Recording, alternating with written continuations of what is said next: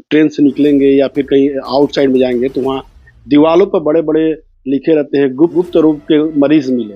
तो आपके में और उन डॉक्टर में क्यों क्या अंतर? क्योंकि वो डायरेक्ट लिखते हैं कि सेक्स रोग विशेषज्ञ वो डॉक्टर है और आपने भी बताया कि सेक्सुअल रोग विशेषज्ञ। बहुत सारे लोग जो डॉक्टर हैं मेरे जानने वाले देखते हैं कि एम्स में ट्रेनिंग लेते हैं और बोलते हैं कि एम्स में वो डॉक्टर है। सर अपने बारे में आप डिटेल बताइए क्या एम्स में आपने ट्रेनिंग ली है या एम्स के डॉक्टरों से जब बाहर निकलते हैं तो गाड़ियों के द्वारा जो प्रदूषण फैलता है या फिर कचरों का अंबार मिलता है, बहुत सारे तरह के प्रदूषण मिलते हैं। तो क्या उससे भी स्किन पे, चेहरे पे नुकसान पहुँचता है, बालों पे नुकसान? एम्स में बहुत जगह ये चीज़ें आती हैं कि अगर आपके चेहरे पे पिंपल्स निकल रहे हैं तो घरेलू नुस्खा ये है, काला यहाँ दाग अगर आ जाता है, बाल गिर रहे हैं तो घरेलू नुस्खा बताया जाता है। तो घरेलू नुस्खा और मेडिकल ट्रीटमेंट में क्या? जैसे आपने बताया कि लेजर ट्रीटमेंट, तो आज के ज़माने में लेजर ट्रीटमेंट देखा जाए तो बहुत खतरनाक लोग, जैसे कि बहुत सारे डॉक्टरों से हमने बात की तो लेजर ट्रीटमेंट बताते हैं कि खतरनाक होता है। तो आपकी नज़र से लेजर ट्रीटमेंट कितना सुरक्षित है? नमस्ते सिवान, इंतजार अब खत्म हुआ। 40+ साल की अनमैच्ड लेगेसी के साथ इंडिया का ट्रस्टेड नेम विद्या मंदिर क्लासेस अब सिवान आ चुका है। सिवान ने एक प्रेसिडेंट दिया, अब सिवान देगा इंडिया के नेक्स्ट IITians और doctors. Vidya Mandir classes Siwan. Admissions are open now for classes 8th to 12th for JEE, NEET and olympiads. नमस्कार, मैं सचिन और आप देख रहे हैं बिहार न्यूज एक्सप्रेस। इस वक्त हम सिवान शहर के सेंटर पॉइंट यानी कि चकिया बिंदुसार रोड में मेट्रो हॉस्पिटल में पहुंचे हुए हैं, जहां पटना एम्स के डॉक्टर राशिद शाहिद अब सिवान में बैठ रहे हैं और ये चर्म रोग, गुप्त रोग, केश रोग विशेषज्ञ हैं और यहाँ पर सिवान में लोगों का इलाज कर रहे हैं। इनसे कई सारे मुद्दों पर बातचीत करने के लिए आज हम पहुंचे हुए हैं। सबसे पहले डॉक्टर राशिद जी, आपका बिहार न्यूज एक्सप्रेस में स्वागत। Thank you. राशिद जी, पहला सवाल ये रहेगा कि आप जैसे बताएं कि एम्स के डॉक्टर हैं, तो बहुत सारे लोग जो डॉक्टर हैं मेरे जानने वाले देखते हैं कि एम्स में ट्रेनिंग लेते हैं और बोलते हैं कि एम्स में वो डॉक्टर है। सर अपने बारे में आप डिटेल बताइए, क्या एम्स में आपने ट्रेनिंग ली है या एम्स के डॉक्टर हैं? मैं 3 साल एम्स में काम किया था। सीनियर रेसिडेंसी होता है PG कंप्लीट करने के बाद, तो पूरा 3 साल वहाँ पे काम करके, काम सीख के उसके बाद फिर प्राइवेट क्लिनिक अपना शुरू किया है। मुख्य रूप से किस बीमारियों का आपके द्वारा इलाज किया? स्किन हो गया और बाल हो गया, नाखून हो गया, सेक्सुअल प्रॉब्लम्स वगैरह हो गया। इनमें जितनी सारी कैटेगरीज में बीमारियां आती है, प्लस उसके साथ साथ चोट लगने की वजह से दाग वगैरह हो जाता है तो स्कार रिविजन सर्जरी जो बोला जाता है या प्लास्टिक सर्जरी वो होता है। कुछ रोग इसमें आ जाता है, ये सारी बीमारियां देखी जाती है। सेक्सुअल प्रॉब्लम की आपने बात बताई, तो आप कहीं जब ट्रेन से निकलेंगे या फिर कहीं आउटसाइड में जाएंगे तो वहाँ दीवालों पर बड़े-बड़े लिखे रहते हैं गुप्त रोग विशेषज्ञ, गुप्त रोग के मरीज मिले। तो आपके में और उन डॉक्टर में क्या अंतर? क्योंकि वो डायरेक्ट लिखते हैं कि सेक्स रोग विशेषज्ञ वो डॉक्टर है और आपने भी बताया कि सेक्सुअल रोग विशेषज्ञ है। देखिए, डर्मेटोलॉजी जो होता है प्लस स्किन एंड VD होता है। तो डर्मेटोलॉजी तो हो गया, स्किन का हो गया, बाल का, नाखून का, ये सब हो गया। उसके साथ वेनेरोलॉजी होता है, तो उसमें ये जैसे सेक्सुअल। मेरा सवाल था कि वे लोग भी बताते हैं कि सेक्स रोगी मिले और आपने बताया कि सेक्स के आप मतलब डॉक्टर है सेक्स रोगियों के लिए। तो उन लोगों के पास जो लोग इलाज कराते हैं तो क्या फायदे नुकसान है और आपके पास क्या फायदे?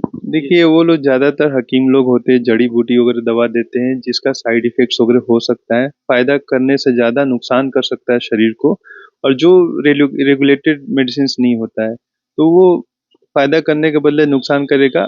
हम जो मेडिसिन्स देते हैं, पेशेंट का हिस्ट्री लेते हैं, क्या तकलीफ़ है, कब से है, कितने दिन से है, उनका प्रॉब्लम का जड़ ढूँढते हैं, उसके हिसाब से हम मेडिसिन्स देते हैं ताकि उनको सही में फ़ायदा करे। लेकिन देखा जाए तो बताया जाता है कि आयुर्वेद का कोई साइड रिएक्शन नहीं होता है और आप बता रहे हैं कि उन लोगों का साइड रिएक्शन। ये एक्चुअल में आयुर्वेदा एक ऐसा है कि पहले के ज़माने में लोग आयुर्वेदा टोटली प्रैक्टिस करते थे, लेकिन आज के डेट में मिलावट वाला ज़माना आ गया है। हर चीज़ में मिलावट होती है, जैसे खाने पीने के लिए के सामान में मिलावट होती है, वैसे ही आयुर्वेदिक दवाइयों में, होम्योपैथी दवाइयों में स्टेरॉइड की मात्रा बहुत मिलाने का चलन चला हुआ है। लोग एलोपैथिक दवाइयाँ उसमें मिक्स कर कर के खिलाते हैं और नाम देते हैं आयुर्वेदिक का, होम्योपैथी का। आजकल देखा जाए तो सबसे ज्यादा त्वचा रोग में कौन कौन से रोग आते हैं? सबसे ज़्यादा यहाँ पे क्लिनिक में पेशेंट्स मिलते हैं, और जैसे बाल झड़ने का समस्या लेकर बहुत लोग आते हैं, चेहरे पे पिंपल वगैरह हो गया, दाग धब्बा हो गया, चेहरा थोड़ा सांवला हो जाता है धूप वगैरह में घूमने की वजह से, ये सब होता है। उसके अलावा बाकी के सोरियासिस, एक्जिमा, ये सब भी बीमारियां बहुत कॉमनली आती हैं हमारे यहाँ पे। जेएनजी जो चल रहा है, देखा जाए तो जेएनजी में पिंपल्स की समस्या काफी ज्यादा हो रही है, आखिर इसकी क्या रीजन? पिंपल्स होने का रीज़न ये है कि हमारे शरीर पे ऑलरेडी बैक्टीरिया वगैरह रहते हैं, और ये कॉमेडोन्स बोला जाता है, एक पोर्स के अंदर वो ब्लॉक हो जाता है, उसकी वजह से इन्फेक्शन होने की वजह से और पोर्स ब्लॉक होने की वजह से पिंपल्स निकल जाता है। तो ये बहुत कॉमन है यंग एज ग्रुप में, एडोलेसेंट जो बोला जाता है, 15-16 साल की एज से होता है और 25 साल की उम्र तक ये पिंपल्स वगैरह आता रहता है। हम लोग घरों से जब बाहर निकलते हैं तो गाड़ियों के द्वारा जो प्रदूषण फैलता है या फिर कचरों का अंबार मिलता है, बहुत सारे तरह के प्रदूषण मिलते हैं, तो क्या उससे भी स्किन पे, चेहरे पे नुकसान पहुंचता है, बालों पे नुकसान पहुंचता है? हाँ, जैसे कि धूप वगैरह में ज़्यादा रहने से फेस का एजिंग बहुत जल्दी हो जाता है, जैसे कि चेहरे पे बूढ़ापन ज़्यादा जल्दी आ जाता है। धूप और धूल से चेहरा सांवला हो जाता है, और पिंपल वगैरह भी है, वो भी कभी-कभी पॉल्यूशन वगैरह से भी आ जाता है। ये सब प्रॉब्लम होती है। इसके बचाव के उपाय क्यों? क्योंकि अगर घर से बाहर निकलते हैं तो फिर घर आकर क्या ऐसा करें कि उससे बचाव हो सके? देखिए, सबको एक रूटीनली डेली फॉलो करना चाहिए। एक तो चेहरा धो के मॉइस्चराइज़र लगा लें। अगर पॉसिबल है तो आप सनस्क्रीन भी इस्तेमाल करें, अपने डेली रूटीन में डालें। तो एक तो होता है कि धूप से आप बचेंगे, चेहरा बचेगा। ऊपर से जो एजिंग जो बोला जाता है, बुढ़ापा जो आता है, वो थोड़ा प्रोलॉन्ग हो जाता है और डिले हो जाता है। चेहरा बूढ़ा जल्दी होता नहीं है। मॉइस्चराइज़र जो है वो हाइड्रेट करके स्किन को रखता है, तो और बेटर बनाता है। तो आप सुबह ये सब इस्तेमाल कीजिए, शाम को एक बार घर आने के बाद धूल-मिट्टी अगर चेहरे पे रहता है, तो चेहरा धो के एक मॉइस्चराइज़र ज़रूर इस्तेमाल करें। मैक्सिमम घरों में देखा जाए तो लोग हाथ में मोबाइल लेते हैं, उसको स्लाइड करते थे, रील्स देखते हैं। और रील्स आप भी देखोगे कि रील्स में बहुत जगह ये चीजें आती हैं कि अगर आपके चेहरे पे पिंपल्स निकल रहे हैं तो घरेलू नुस्खा ये है, काला यहाँ दाग अगर आ जाता है, बाल गिर रहे हैं तो घरेलू नुस्खा बताया जाता है। तो घरेलू नुस्खा और मेडिकल ट्रीटमेंट में क्या अंतर है? घरेलू नुस्खे पहले लोग ये इस्तेमाल करते थे, लेकिन आज के डेट में बहुत अच्छे-अच्छे मेडिसिन्स आ गए हैं। घरेलू नुस्खे उतने फ़ायदे नहीं कर पाते हैं, क्योंकि एक मेडिसिन बनाने में बहुत सारे मॉलिक्यूल्स एक साथ इकट्ठा करके उसको दवा बनाया जाता है। और घरेलू नुस्खे 1 या 2 चीज़ मिला के, तो वो जो हमें बेनिफिट मिलना चाहिए, फ़ायदा होना चाहिए, वो नहीं मिल पाता है।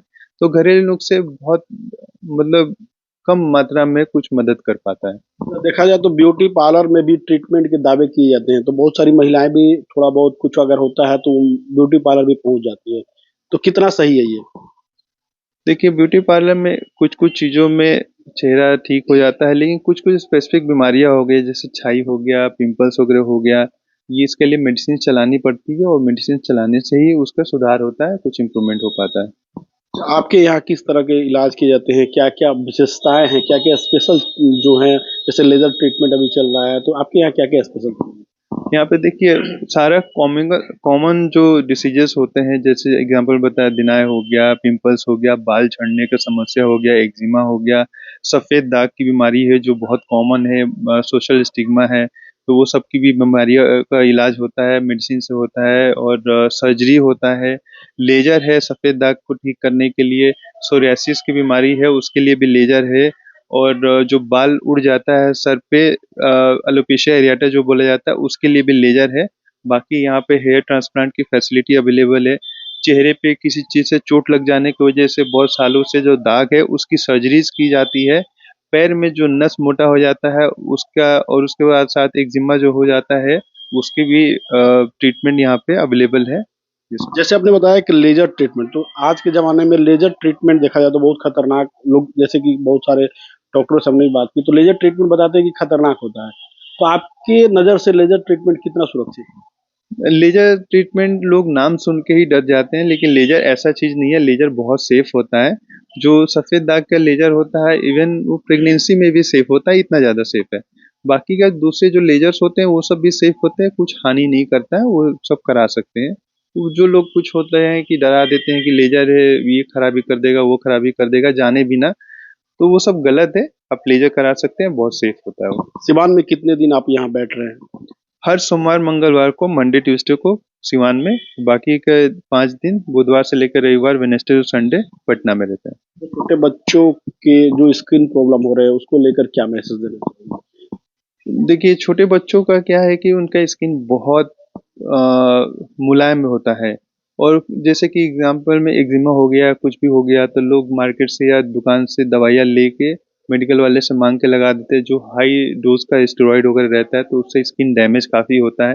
बाकी बच्चों को नॉर्मल अच्छा मॉइस्चराइजर वगैरह इस्तेमाल कीजिए, एक अच्छे साबुन वगैरह से उनको नहलाइए, बच्चे अच्छे तंदुरुस्त रहेंगे। हाँ, लेकिन कोई अगर स्किन रिलेटेड कुछ बीमारी हो तो डॉक्टर की सलाह लेके ही कुछ इलाज करें, मेडिकल से ना ले दवा, क्योंकि उनका स्किन पतला होता है, बहुत मुलायम होता है, अच्छा करने से ज़्यादा उनको खराबी हो सकती है। आपने जैसे बताया कि मॉइस्चराइजर क्रीम लगाना चाहिए, तो देखा जाए तो मार्केट में काफ़ी सस्ती क्रीम भी है, दवा भी है जो चेहरे पे लगा लेते हैं लोग, बाल गिरता है उसके लिए भी यूज़ करते हैं, तो वो कितनी सुरक्षित है? मार्केट में बहुत सारी दवाइयाँ हैं, जो बहुत सारे मिक्स दवाइयाँ होती है जिसमें स्टेरॉइड वगैरह भी रहता है, तो अच्छा करने से ज़्यादा वो खराबी करता है।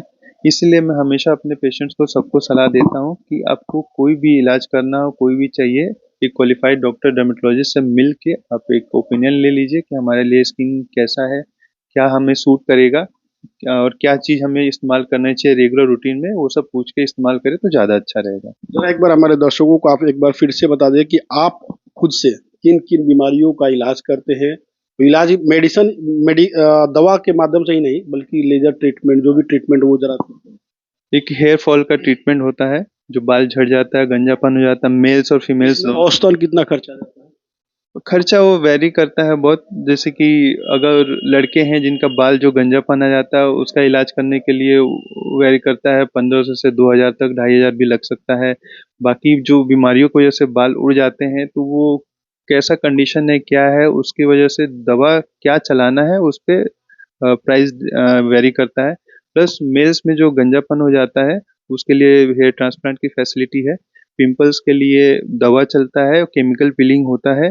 सफ़ेद दाग जो है उसका दवा चलता है, सर्जरी होती है, लेजर भी होता है, और बाकी जो दाग वगैरह है चेहरे पे, वो प्लास्टिक सर्जरी, वो जो बोला जाता है स्कार रिविजन सर्जरी, वो सब भी होते हैं। प्लास्टिक सर्जरी की भी यहाँ व्यवस्था है। हाँ, है। अच्छा, एक चीज़ और जानना चाहेंगे, लास्ट क्वेश्चन है कि जैसे बताते हैं कि हेयर ट्रांसप्लांट तो बहुत सारे आप वीडियो में भी देखे होंगे कि हेयर ट्रांसप्लांट से बहुत सारे खतरे भी होते हैं दिमाग का, तो क्या लग रहा है कि ये वाकई में सुरक्षित है या फिर जो वीडियोज आते हैं कि उससे बहुत नुकसानदायक है? देखिए, हेयर ट्रांसप्लांट ऐसा है कि उसकी एक तरीका होता है, एक सेफ्टी मेजरमेंट होता है, एक सेफ इन्वायरमेंट में ओटी में सही जगह किया जाता है, उसकी ट्रेनिंग होती है। तो एक क्वालिफाइड डॉक्टर जो है, एमबीबीएस एमडी डर्मेटोलॉजी किया है, या प्लास्टिक सर्जन डॉक्टर जो होते हैं, उनको पता है कि हमें क्या करना चाहिए, क्या नहीं करना चाहिए, कितनी सेफ्टी मेंटेन करनी चाहिए, कहाँ पे कितना ब्लड वेसल से, कहाँ से क्या नुकसान हो सकता है, क्या से नहीं हो सकता है, तो ये तरीका हमें पता होता है। तो हम लोग जो भी ये हेयर ट्रांसप्लांट करते हैं वो सेफली करते हैं। बाकी है, कई लोग है, डेंटिस्ट हो गए, होम्योपैथी हो गए, और बाकी नॉन क्वालिफाइड डॉक्टर्स होते हैं, वो लोग जाने बुझे ये सब अपना हेयर ट्रांसप्लांट करने की कोशिश करते हैं, जिससे बहुत सारे केसेस खराब हो जाते हैं। इसकी वजह से लोगों के अंदर डर बैठ जाता है। तो हेयर ट्रांसप्लांट भी बहुत सेफ है, आप किसी क्वालिफाइड डॉक्टर से करेंगे तो आप करा सकते हैं, उसके लिए डरने की ज़रूरत नहीं है, बहुत फ़ायदा करता है। बहुत बहुत धन्यवाद। अगर आप भी चर्म रोग, केश रोग, गुप्त रोग से पीड़ित हैं तो चले आइए चकिया बिंदुसार रोड में सेंटर पॉइंट है मेट्रो हॉस्पिटल, जहां आपको पटना के चिकित्सक डॉक्टर राशिद शाहिद जी मिलेंगे। बहुत बहुत धन्यवाद।